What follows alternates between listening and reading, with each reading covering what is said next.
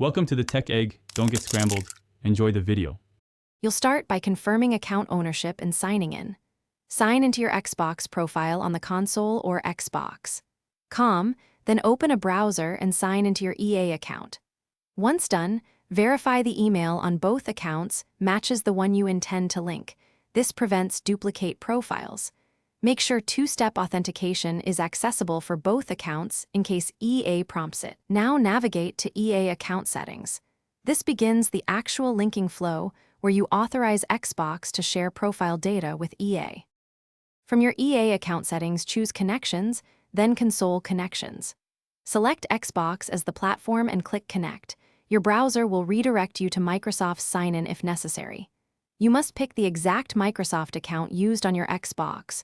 Wrong choices create separate profiles. Authorize EA to access your Xbox profile, friends list, and achievements if requested.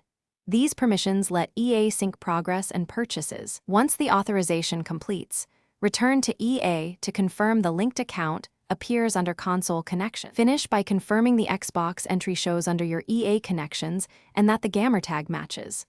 Launch the EA game to verify cloud saves, progress, and purchases are available. If they don't appear, sign out of both services and restart the console or PC. Make sure active subscriptions, ePlay, Xbox Live, are on the same accounts.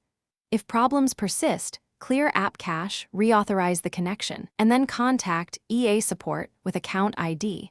This typically resolves residual linking errors quickly. Thanks for watching. Consider subscribing if I helped unscramble your problems.